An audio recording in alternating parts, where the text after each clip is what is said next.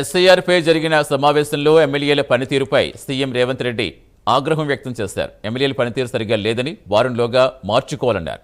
పనితీరు ఎలాగ ఉంటే ఎమ్మెల్యేల స్థానంలో మరొకరు నియమిస్తామని హెచ్చరిస్తున్నట్టుగా తెలుస్తోంది. పార్టీ కోసం పని చేయకపోతే అవసరం లేదని ఘాటుగా చెప్పారు. ఈ విషయంలో ఎంత పెద్దవారిని ఉపేక్షించలేదని ఇన్ఛార్జ్ మంత్రులు బాధ్యత తీసుకోవాలని సూచించారు. అవసరమైతే ఇన్ఛార్జ్ మంత్రులను కూడా మారుస్తామని హెచ్చరించారు. ఎస్ఐఆర్ పేరుతో బీజేపీ కుట్రలు చేస్తోందని, అప్రమత్తంగా లేకపోతే ఇబ్బందులు తప్పవని తెలిపారు.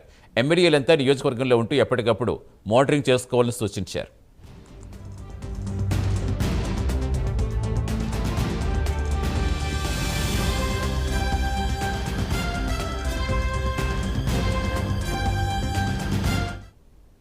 పూర్తి సమాచారం ఇచ్చేందుకు మా కరెస్పాండెంట్ అజీం జాయిన్ అవుతున్నారు. అజీం, అసలు రేవంత్ రెడ్డి ఆగ్రహానికి కారణం ఏంటి? రేపు ఎస్ఐఆర్ కూడా స్టార్ట్ కాబోతుంది. ఇంకా ఎలాంటి ఆదేశాలు ఇచ్చారు?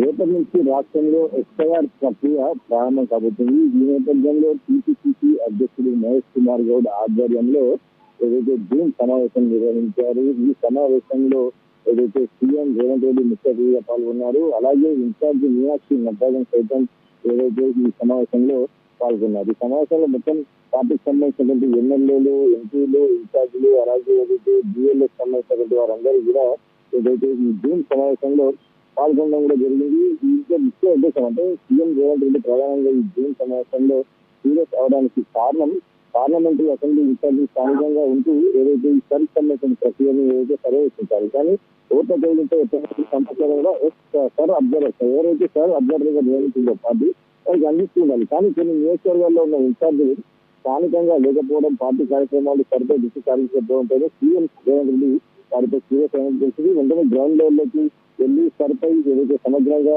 పర్యవేక్షించాలని వారు చెప్పడం కూడా జరిగింది. పార్టీ కోసం పనిచేయకపోతే తమకు అవసరం లేదు, ఈ విషయంలో ఎంత పెద్దవారైనా సరే ఉపేక్షించేది లేదు, ఇన్ఛార్జ్ మంత్రులుగా బాధ్యత తీసుకోవాల్సిన అవసరం ఉంది. అవసరమైతే ఇన్ఛార్జ్ మంత్రులకు కూడా సరైనగా ప్రవేశించకపోతే సర్వీసంలో ఖచ్చితంగా మార్చడానికి కూడా ఆలోచన చేయము అని చెప్పినట్టు కూడా మనకు తెలిసింది. ఇక పార్టీ సర్పంచులు సరిపై గ్రామాల్లో ప్రచారం చేయించి అవగాహన కల్పించాలని, ఇలాంటి విషయాలు ఏదైతే సీఎం రేవంత్ రెడ్డి గారికి దిశానిర్దేశం చేయాలి. సో సరిపై అందరూ మాత్రం చాలా కీలకంగా ఉండాలి. ఖచ్చితంగా పార్టీకి నష్టం జరుగుతుంటే మాత్రం చూసి ఊరుకోబోము. సార్ అవగాహన సదస్సుపై జిల్లాల వారీగా తన దగ్గర రిపోర్టు కూడా ఉందని సీఎం రేవంత్ రెడ్డి జూన్ సమావేశంలో అసలు సీరియస్ గానే మంత్రులకు, ఎమ్మెల్యేలకు, ఇన్ఛార్జీలకు, అభ్యర్థులకు, బిల్లులకు అందరూ కూడా చెప్పినట్టు తెలిసింది. సార్ విషయంలో సరిగ్గా వ్యవహరించాల్సిందే. ఎవరైనా సరే ఆ పేద ప్రజలకు అన్యాయం జరుగుతుంది కాబట్టి దీనిపైన ఖచ్చితంగా ఏదైతే దృష్టి సాధించాల్సిన అవసరం ఉందని చెప్పి కూడా మాట్లాడడం కూడా జరిగింది. ప్రత్యేక పిసిసి అధ్యక్షుడిగా మాట్లాడుతూ కూడా ఎప్పటికప్పుడు రిపోర్టు అందించాల్సిన అవసరం ఉంది. నియోజకవర్గాల్లో ఎలాంటి నిర్లక్ష్యం కూడా ఉండకూడదు.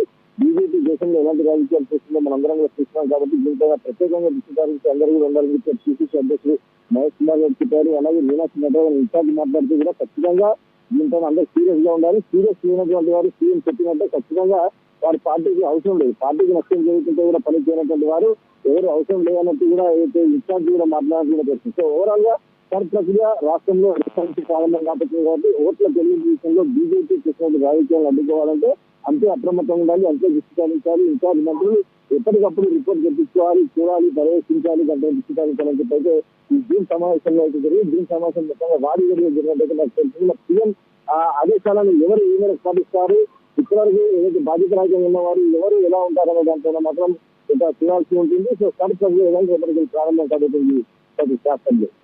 Thank you Azeem.